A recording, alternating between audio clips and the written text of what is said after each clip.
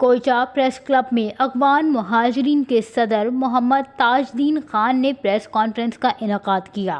Press conference سے خطاب کرتے ہوئے محمد تاج الدین نے کہا کہ میں اس وقت 35 لاکھ افغان مہاجرین کی سرپرستی کر رہا ہوں اور ہم تمام 35 لاکھ افغان مہاجرین حکومت پاکستان کے بے حد ممنون ہیں اور حکومت پاکستان اور عوام کی 35 سالہ مہمان نوازی کا شکریہ ادا کرتے ہیں۔ یہ سچ ہے کہ افغان مہاجرین نے کبھی بھی پاکستان کے کسی سیاسی مسئلے میں حصہ نہیں لیا۔ پاکستان میں موجود افغان مہاجرین میں سے 14 لاکھ کے پاس PRO کارڈز ہیں جو کہ UNHCR کے ساتھ رجسٹرڈ ہیں اور 9 لاکھ کارڈ ہولڈر IOM کے ساتھ رجسٹرڈ ہیں۔ 6 لاکھ لوگوں کو UNHCR نے ٹوکن جاری کیے۔ لگ بھگ 6 لاکھ افغان مہاجرین بغیر کارڈ کے پاکستان میں مقیم ہیں۔ محمد تاج الدین خان نے مزید کہا کہ فی الحال تمام کارڈز کی مدت ختم ہو چکی ہے اور وہ کسی کام کے نہیں ہیں۔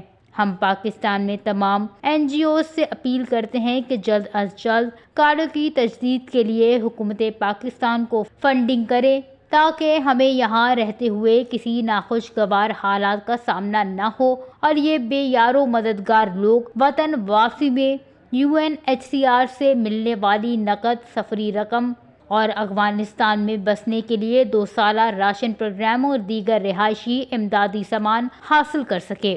افغان مہاجرین کے صدر کا یہ بھی کہنا تھا کہ ہم پاکستان کی عدلیہ، انتظامیہ، وفاق اور سیاسی قیادت سے تعاون کی اپیل کرتے ہیں کہ یہ مسئلہ افہام و تفہیم سے حاصل کریں اور انسانی دوستی کی بنیاد پر اس جبری انخلا کو فوری روک لیں، کیونکہ ان مہاجرین کے پاکستان میں کئی اشرے بیت چکے ہیں۔ ایسے جبری انخلا دونوں برادر اقوام کے درمیان میں دوری کی فضا قائم کرے گی اور موجودہ حالات میں ہمارا افغانستان جانا اور وہاں وسائل کے فقدان ہونے کے سبب ہماری زندگیاں تباہ و برباد ہو سکتی ہیں۔ وش نیوز، کوئٹہ، بلوچستان۔